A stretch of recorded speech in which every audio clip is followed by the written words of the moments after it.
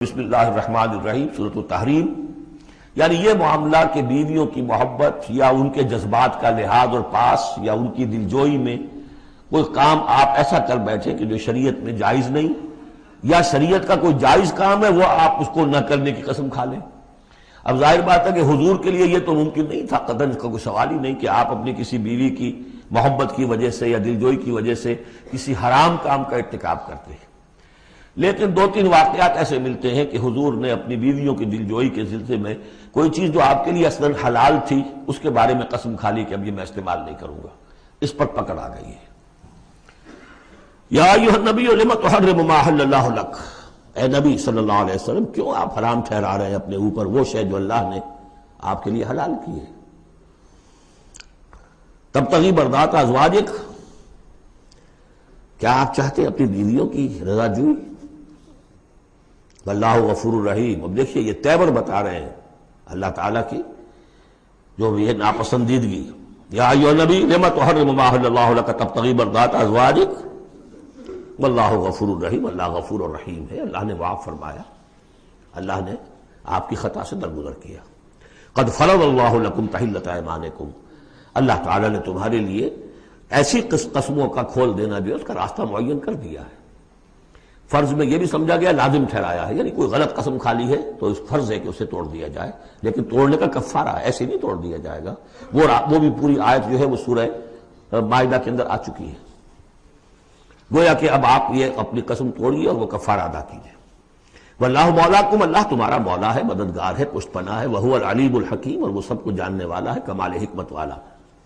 وَإِذْ أَسَرَّ النَّبِيُّ إِلَىٰ بَعْضِ أَزْوَاجِهِ حَدِيثًا، اور جب نبی نے صلی اللہ علیہ وسلم اپنی بعض ازواج، اپنی کسی زوجہ محترمہ کو کوئی بات بتائی، اسرہ، اسرار سے، خفیہ طور پر، راز کے طور پر، میں ان تفاصیل میں نہیں جا رہا کہ واقعات کیا تھے ورنہ بہت دیر لگ جائے گی، بات سمجھنی چاہیے، باقی یہ کہ آپ تفسیروں میں دیکھ سکتے ہیں۔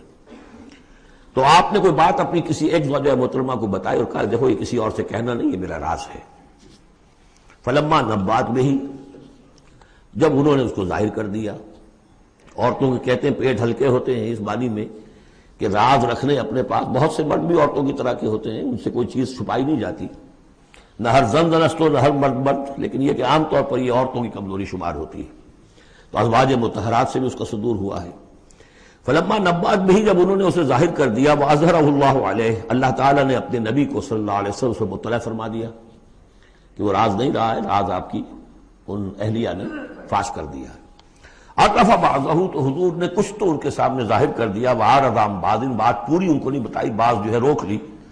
فلما نبأ بہ، تو جب انہوں نے حضور نے صلی اللہ علیہ وسلم ان کو بتایا، قالت من انباک ھذا، اب ایک طرز عمل تو یہ ہوتا ہے کہ فوراً ندامت ہوتی کہ ہاں حضور مجھ سے غلطی ہو گئی، میں واقعتاً آپ کا راز جو ہے وہ میں رکھ نہیں سکی اور مجھ سے بے دھیانی میں، بے خیالی میں بات نکل گئی۔ ایک دوسرا یہ ہے من انباک، آپ کو کس نے بتایا؟ یہ انداز جو ہے، دیکھیے عام بیوی عام شوہر کے درمیان اس میں کوئی حرج نہیں، لیکن جیسا کہ سورہ حجرات میں ہم پڑھا ہے، اعلموا، جان لو اچھی طرح، ان فیکم رسول اللہ، اے عائشہ، اے حفصہ، یہ تمہارے شوہر ہی شوہر نہیں ہے، یہ اللہ کے رسول ہیں۔ طرز عمل تمہارا جو ہے ان کے ساتھ بہت محتاط ہونا چاہیے، بہت محتاط ہونا چاہیے۔ من انباک، آپ کو اس نے بتایا؟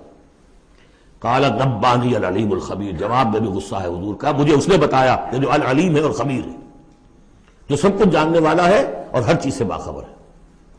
اب یہ اللہ تعالیٰ کی طرف سے آ رہا ہے، ان تتوبا الی اللہ فقد صغت قلوبکما، اگر تم دونوں، اب ظاہر بات ہے کہ ایک اہلیہ کا نے راز چھپایا جو دیا گیا تھا دوسری اہلیہ، حضور کی دوسری اہلیہ کو کہا جاتا ہے، حضرت حفصہ نے یہ معاملہ کیا، حضرت عائشہ کو بتا دیا۔ ان دونوں کے تعلقات بہت اونچے تھے، اس لیے کہ ظاہر بات ہے کہ حضور کے ہاں جو مقام اور مرتبہ تھا ابو بکر کا اور عمر کا رضی اللہ تعالی عنہما، اس کے حوالے سے ہی پھر ازواج مطہرات میں بھی خود بخود غیر شعوری طور پر یہ احساسات ہو جاتے ہیں۔ تو انہوں نے ان تتوبا الی اللہ، اگر تو اب تم دونوں اللہ کی جناب میں توبہ کرو، فقد صغت قلوبکما، اس کا ترجمہ کیا تو تمہارے دل ٹیڑھے ہو چکے ہیں، یہ اہل تشیع کا ترجمہ ہے۔ اس کا ترجمہ صحیح یہ ہے کہ اگر تم اللہ کی جناب میں توبہ کرو تو تمہارے لیے یہی مناسب ہے، اور تمہارے دل تو مائل ہو چکے ہیں، لیکن ایک ہوتا ہے ناز والے نیاز کیا جانے، اب یہ ماننا جو ہے یہ ذرا کڑا گزر رہا ہے کہ حضور مجھ سے غلطی ہوئی، آپ مجھے معاف کر دیجیے، اور وہ بھی اس لیے کہ معاملہ ہے شوہر اور بیوی کا۔ جیسے ہم کہتے ہیں کہ میاں تمہارے دل میں تو بات اب آ چکی ہے، بس تم مان نہیں رہے ہو، دل میں تو تم نے بات سمجھ لی ہے، تم اگر ایسا کرو تو یقیناً تمہارے لائق ہے یہ انداز ہے یہ، اور یہ بہت سی مثالیں دے کر انہوں نے واضح کیا، اور میں اسے بہت بڑا احسان مانتا ہوں۔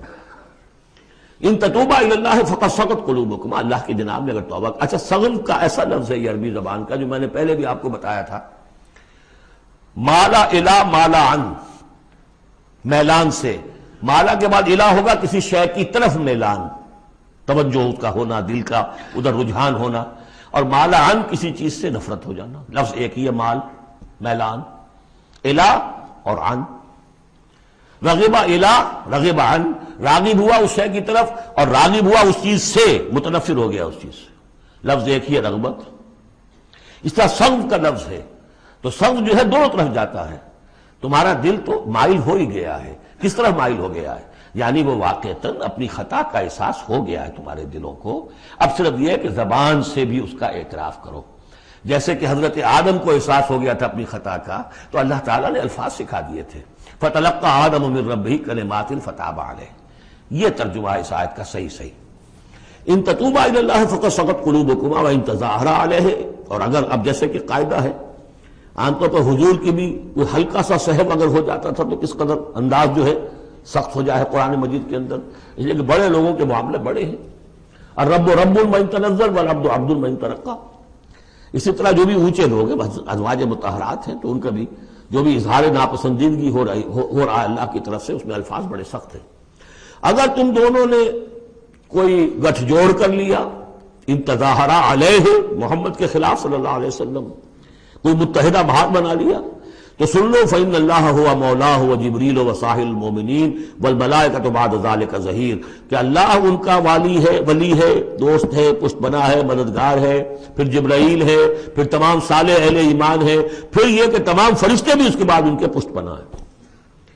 تو ان کے ساتھ معاملہ جو ہے وہ ان کے مقام کی مناسبت سے کرو، چاہے وہ تمہارے شوہر ہیں اور تم ان کی بیوی ہو، لیکن معاملہ کرو اس میں تمہارے امتی ہونے کا پہلو جو ہے وہ کہیں نگاہ سے اوجھل نہ ہو، وہ اللہ کے رسول ہیں، تم امتی ہو۔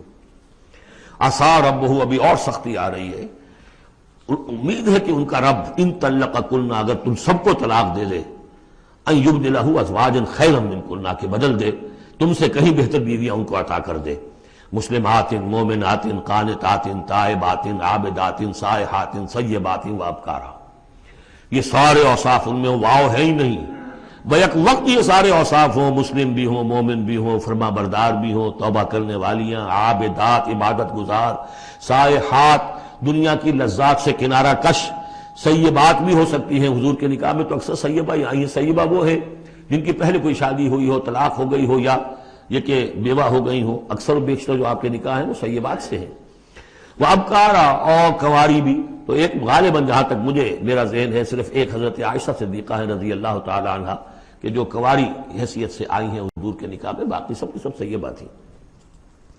یہ تو ہو گیا ایک خاص معاملہ عائلی زندگی سے متعلق۔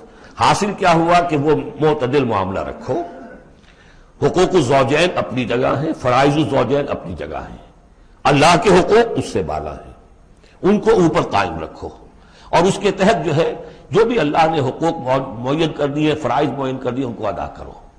لیکن یہ کہ ادھر اگر ہو گیا معاملہ تو بھی سلیقے سے ہو، بات نہیں بن رہی ہے، اگر رخصت کرنا تو شرافت کے ساتھ اس کے یہ قواعد و ضوابط ہیں، اور اگر ادھر جانا ہے تو روکو اپنے آپ کو کہ کہیں ان کی محبت، یا ایھا الذین آمنوا ان من ازواجکم واولادکم عدوا لکم فاحذروہم، تو ڈرو ایسا نہ ہو کہ ان کی محبت جو ہے وہ تمہیں کسی غلط راستے پر لے جائے۔ اب جو حصہ آ رہا ہے سورہ مبارکہ کا، اس میں ایک تو یہ 3 آیتیں درمیان میں آ رہی ہیں، وہ تو خاص طور پر جو ہے یہ سمجھیے خواتین سے متعلق نہیں ہے، مردوں سے متعلق ہیں، اور وہ اصل میں سورہ حدید کا سلسلہ جو ہے جو آخر اب اختتام پر آ رہا ہے، اس کا نقشہ جو ہے یہاں پر پھر آ جائے گا۔ یا ایھا الذین آمنوا قوا انفسکم واہلیکم نارا، اہل ایمان بچاؤ اپنے آپ کو اور اپنے اہل و عیال کو آگ سے۔ یعنی دیکھیے ایک نیگیٹو اسپیکٹ تو یہ آیا تھا، یا ایھا الذین آمنوا ان من ازواجکم واولادکم عدوا لکم فاحذروہم، یہ تو نیگیٹو ہے۔ اپنے آپ کو محفوظ رکھو، ان کی محبت، ان کی دلجوئی تمہیں غلط راستے پر نہ ڈال دے۔ اب یہاں جو پازیٹو ہے، تم جن کے بھی شوہر ہو اور تم جن کے بھی باپ ہو، ان کی زندگی کو دین کے رخ پر ڈالنا تمہاری ذمہ داری ہے۔ اپنی سی کوشش کرنا، ڈال دینا یہ تمہارے اختیار میں نہیں ہے۔ حضرت نوح کا ایک بیٹا بھی ان کے نگاہوں کے سامنے غرق ہو گیا، کوئی بات نہیں، لیکن تم کیا کر رہے ہو؟ تم اپنے اہل و عیال کے حق میں سمجھا تم نے یہ ہے کہ صرف نان نقصے کی ذمہ داری ہے، کھانا پلانا ہماری ذمہ داری ہے، بس یہ بہت غلط ہے۔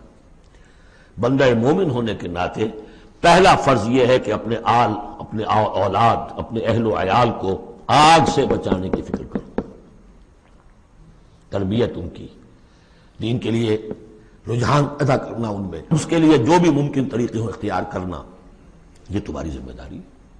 یا ایھا الذین آمنوا، اہل ایمان بچاؤ پہلے اپنے آپ کو، فطری بات ہے، قوا انفسکم، جیسے حضور فرمایا کرتے تھے اپنے خطبے میں، اوصیکم ونفسی بتقوی اللہ، میں تمہیں بھی وصیت کرتا ہوں مسلمانوں کے اللہ کا تقوی اختیار، اپنے نفس کو بھی۔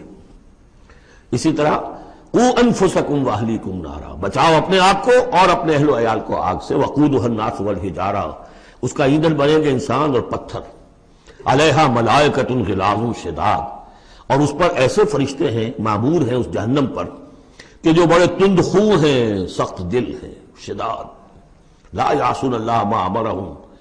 اب جب تم یا تمہارے لاڈلے، تمہاری لاڈلی بیوی اور تمہارے لاڈلے بیٹے اور بیٹیاں جب جہنم میں جھونکے جائیں گے، اگر اللہ نے تمہیں بچا بھی لیا اور وہ تمہارے سامنے جہنم میں جائیں گے تو سوچ لو ان کی چیخ و پکار اور ان کا نالہ و شیون، وہ فرشتوں کا دل جو ہے اسے پسیجے گا نہیں، وہ بڑے سخت دل ہیں۔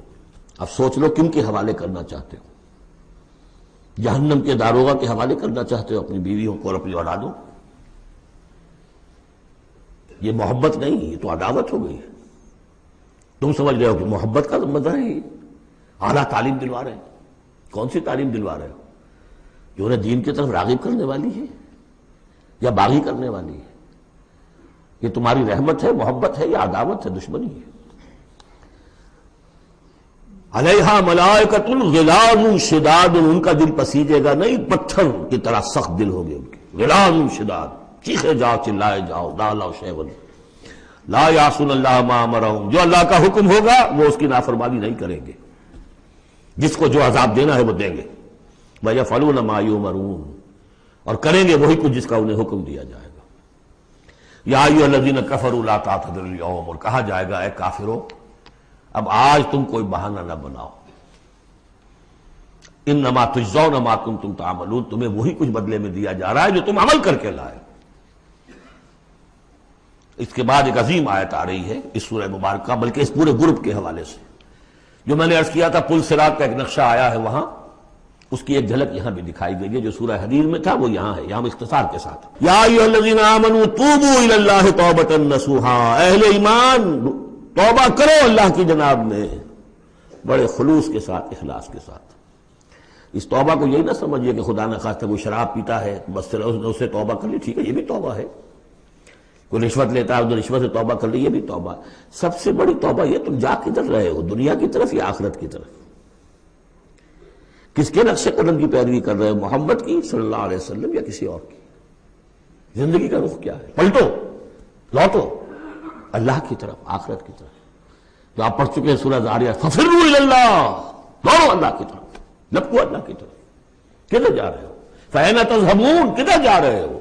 یا ایھا الذین آمنوا توبوا الی اللہ توبۃ نصوحا۔ غفلت میں زندگی گزر گئی، اب بھی جب تک کہ موت کے آثار شروع نہیں ہوتے، چاہے کتنے بڑھاپا آ گیا، موقع ہے، فرائض دینی کو سمجھو کہ وہ کیا ہے، ان کو ادا کرنے کے لیے کمر کسو۔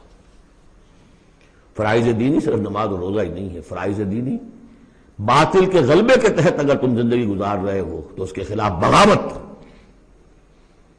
اس کے لیے جد و جہد، یہ نہیں کہ بس کھڑے ہو نعرہ مارو اور کوئی آپ کے اوپر گولیاں چلیں، تیاری کرو اس کے لیے، جماعتی زندگی ہو، ان کی تربیت ہو۔ 12 برس تک مکے میں جو کرتے رہے محمد رسول اللہ صلی اللہ علیہ وسلم، اس کا کوئی عکس ہو، وہ کیفیت تو پیدا نہیں ہو سکتی، یہ رتبہ بلند ملا جس کو مل گیا، کوئی عکس اس کا 1000 میں ایک درجے میں کچھ تو ہو، یہ پیدا کرو، تیاری کرو، سمجھو منہج انقلاب لغوی کیا تھا؟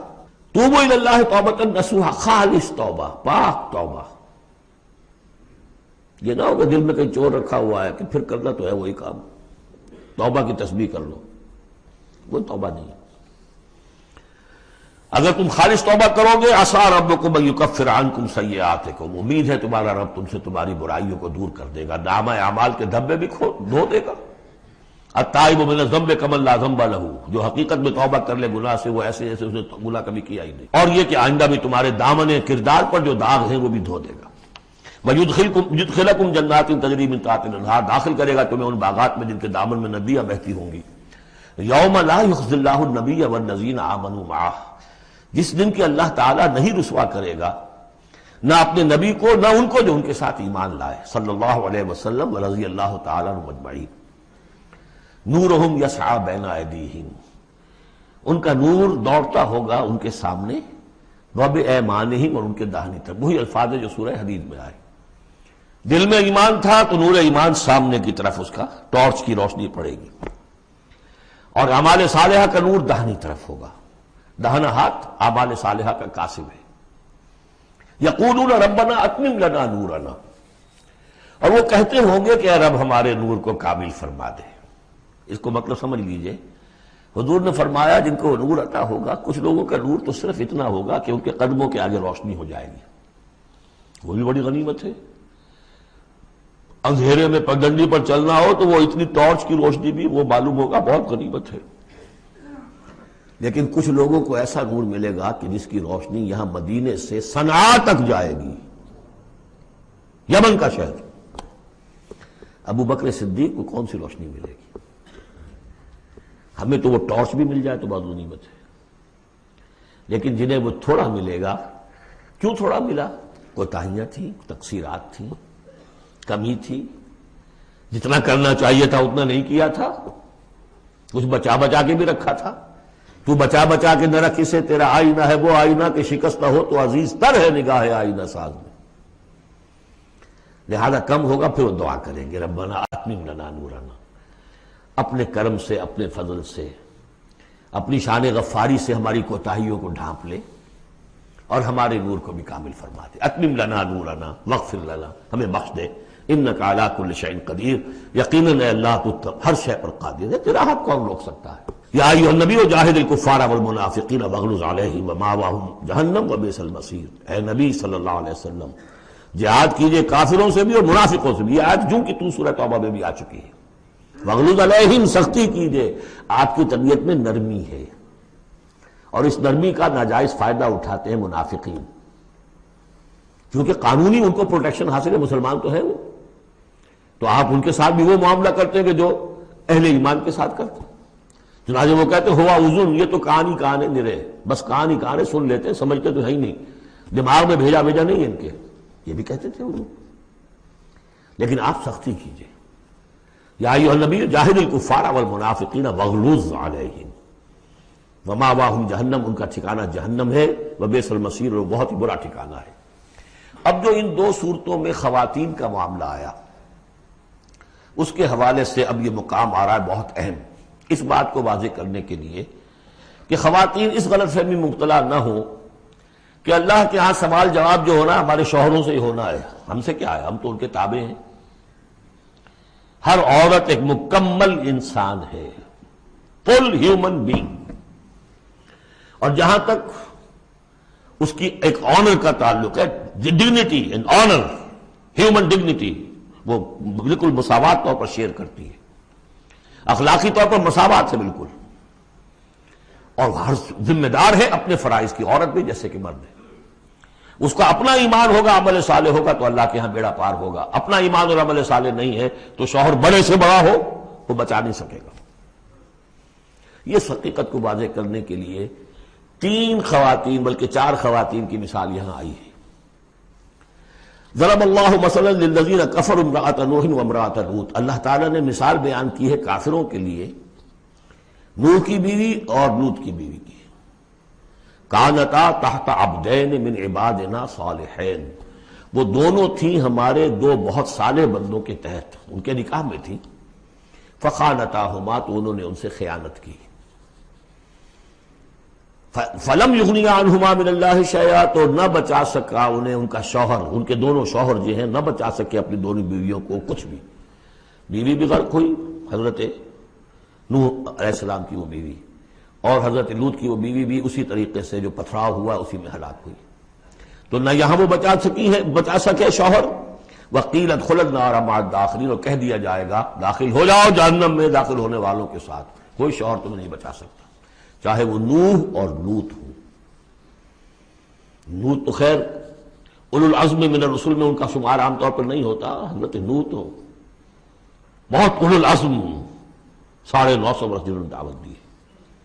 اسی لیے حضور اپنے گھر کی خواتین کو جمع کر کے پھر کہا فرمایا کرتے تھے، یا فاطمہ بنت محمد انقذی نفسک من النار فانی لا املک لک من اللہ شیئا، یا صفیہ عمۃ رسول اللہ انقذی نفسک من النار فانی لا املک لک من اللہ شیئا، اے فاطمہ محمد کی نور چشم، لخت جگر، اپنے آپ کو آگ سے نکالو، بچاؤ، مجھے کوئی اختیار حاصل نہیں ہوگا تمہارے بارے میں اللہ کے ہاں۔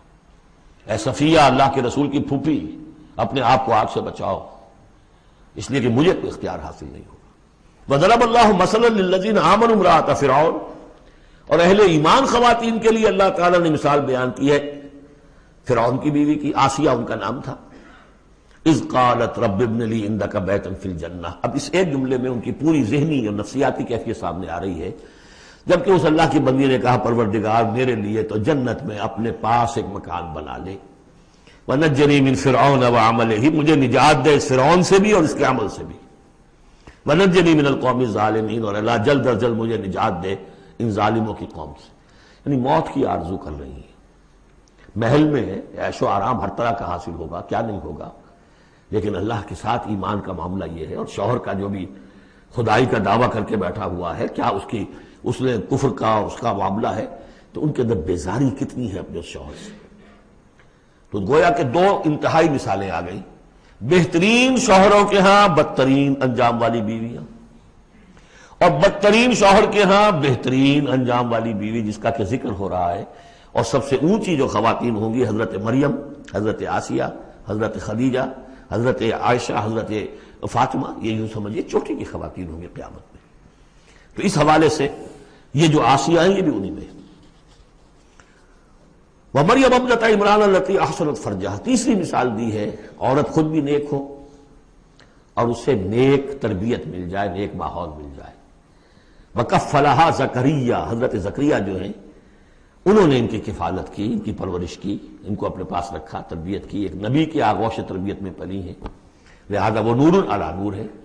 وَمَرْيَمَ ابْنَتَ عِمْرَانَ الَّتِي أَحْصَنَتْ فَرْجَهَا فَنَفَخْنَا فِيهِ مِن رُوحِنَا، تو ہم نے پھونک ماری اس میں اپنے روح کی، وَصَدَّقَتْ بِكَلِمَاتِ رَبِّهَا، اور اس نے تصدیق کی اپنے رب کی تمام باتوں کی جو بھی وحی کے ذریعے سے فرشتے بتاتے رہے کہ اے مریم تجھے اللہ نے چن لیا ہے، اور اے مریم تمہارے لیے اللہ کا فیصلہ یہ ہے کہ تیرے ہاں بیٹا ہوگا، یہ ساری باتیں انہوں نے مانی تسلیم کی۔ صدقت بکلمات ربہا وکتبہ، اور جو اس کی کتابیں تھیں، ظاہر بات ہے کہ تورات ان کے پاس موجود تھی، زبور ان کے پاس موجود تھی، انبیاء کے اور صحیفے ان کے پاس موجود تھے۔ یہ تو صرف 1900 سال پر پہلے کی بات ہے جو ہم کر رہے ہیں اس وقت۔ All the prophets of the old testament, ان کے تمام صحیفے، پوری اولڈ ٹیسٹمنٹ موجود تھی۔ وکتبہ، اور اس کی تمام کتابوں کی انہوں نے تصدیق کی۔ وکانت من القانتین، اور وہ تو بہت ہی فرما بردار بندیوں میں سے تھیں۔